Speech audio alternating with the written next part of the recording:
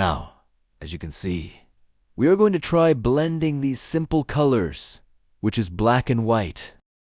I'm using a brush that's probably the size of your pinky fingernail to blend these colors. We are starting with the darkest shades first. Always should remember that. And the darkest shade in this case is black.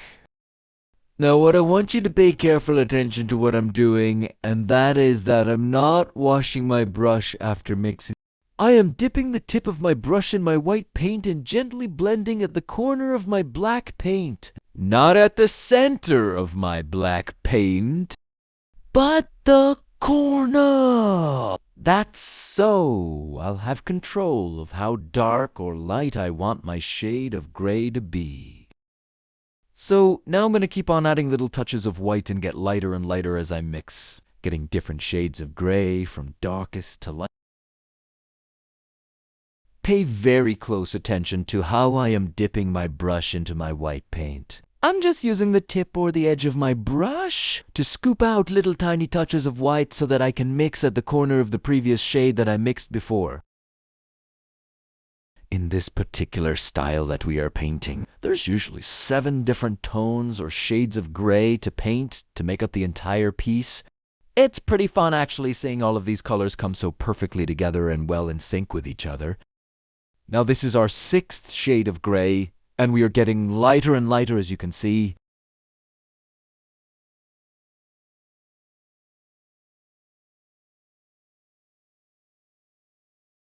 Now here is our final shade of gray and our lightest shade so far. If the particular painting that you are doing requires a lighter tone, keep on adding white. It will eventually be as light as you desire. So let's try another way in mixing these colors to get more of a skin tone. So on my paint palette, I have red, black, white, and brown in that order. In order for me to get a dark brown, which is our darkest shade, I use red, black, and brown. So we mix a medium amount of black, a generous amount of brown, and just a touch of red. That's how we get our darkest shade.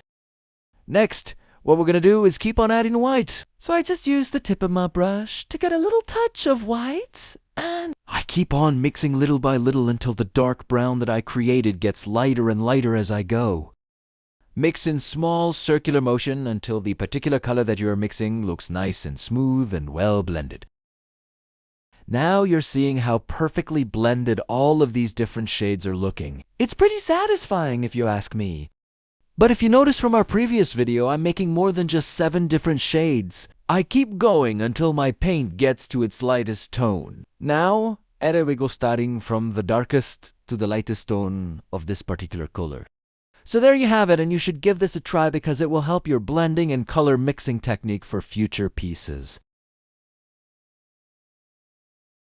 Now, here's another way for you to blend your colors to get any particular skin tone needed.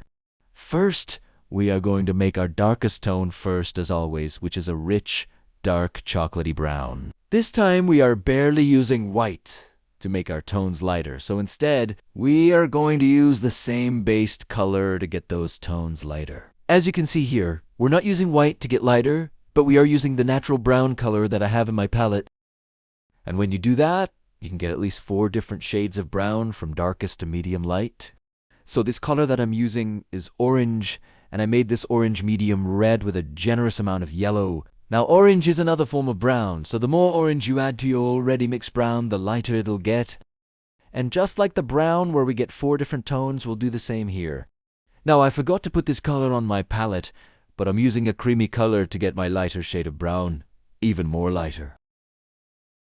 To get that particular cream color, you can mix a generous amount of yellow, a generous amount of white, and a touch of brown. You will keep on getting lighter and lighter as you mix in small circular motion.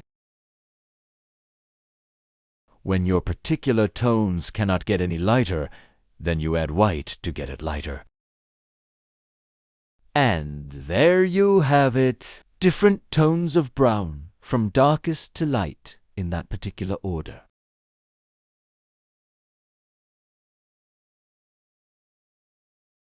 So now, just as before, we are going to show you how the shading looks with these colors that we just mixed.